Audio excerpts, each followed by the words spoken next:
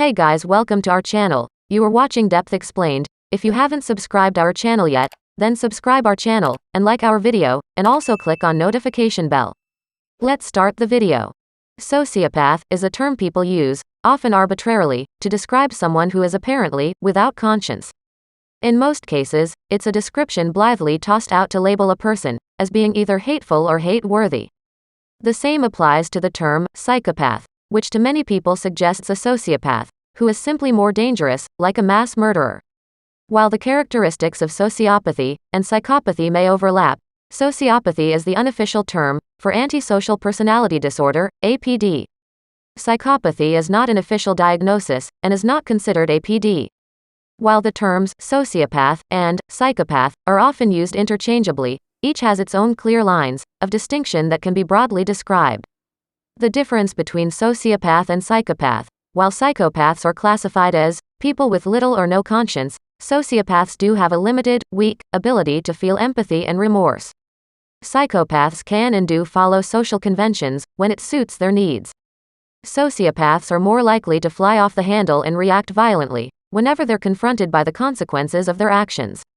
Sociopaths make it clear they do not care how others feel, behave in hot-headed and impulsive ways, prone to fits of anger and rage, recognize what they are doing but rationalize their behavior, cannot maintain a regular work and family life, can form emotional attachments, but it is difficult. Psychopath pretend to care, display cold-hearted behavior, fail to recognize other people's distress, have relationships that are shallow and fake, maintain a normal life as a cover for criminal activity, fail to form genuine emotional attachments, may love people in their own way.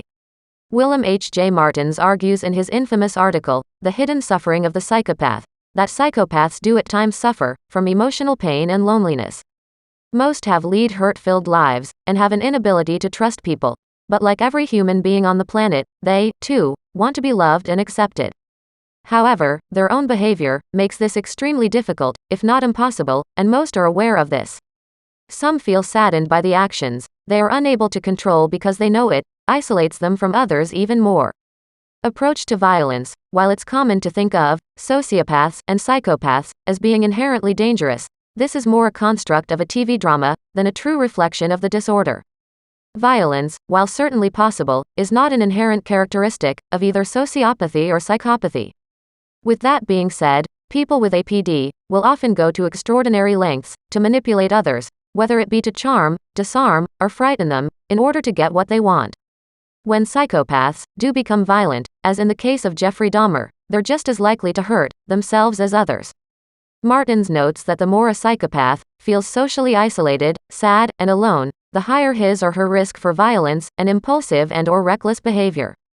Origins and development: there are some who say that sociopaths are made and psychopaths are born, but this characterization may be too far broad. While it is true that psychopathy is believed to have genetic components, perhaps caused by the underdevelopment of the parts of the brain that regulate emotion and impulsiveness, there are clearly other factors that contribute to the behavioral disorder. A well-regarded study into psychopathy suggested that psychopaths often have a history of an unstable family life and/or were raised in poorer neighborhoods, prone to violence.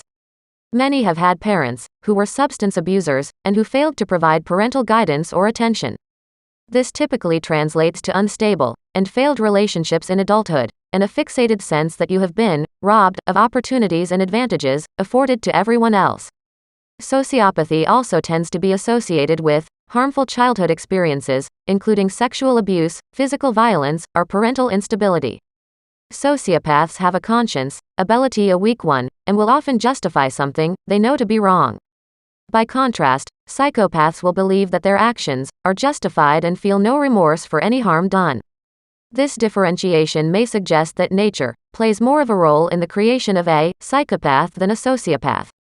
Diagnosis: the Diagnostic and Statistical Manual of Mental Disorders, DSM, classifies APD by a range of personality and behavioral traits that describe how a person functions, how he or she relates to others, and how those beliefs express themselves by actions.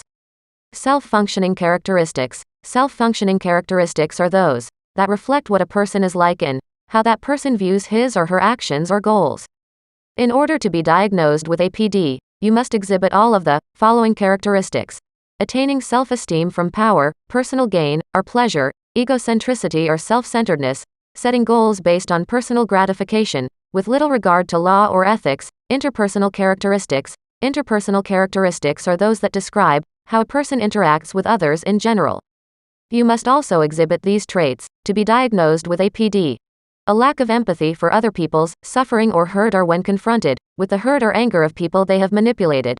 The inability to have a truly mutually emotionally intimate relationship because of the instinct to control, by dominance or intimidation, coerce, or deceive. Behavioral characteristics. Behavioral characteristics complete the clinical diagnosis by describing the route a person will take to either control, coerce, or deceive, such as a strong tendency to disregard commitments, promises, and agreements, including financial ones, difficulty in making plans, preferring to believe you're able to nimbly navigate problems as they appear. It is not uncommon for someone with APD to be in repeated fights or assaults. Lying as a means to gain social entry or advantage, such as proclaiming yourself a decorated war hero when you have never served, making decisions on the spur of the moment, with little regard to consequence if an immediate goal is to be achieved. Persistent anger or irritability, even over small things, as well as mean, spiteful behavior, reacting with callousness, aggression, remorselessness, or even sadism when confronted by the fallout of your actions. Risk-taking, becoming easily bored, and an ability to ignore personal boundaries and justify even the most outrageous of actions. The emotional manipulation of others. For example, pretending to be interested in someone simply to achieve a goal. Please subscribe our channel and say in the comment box next video in which topic you guys want. Thanks for watching.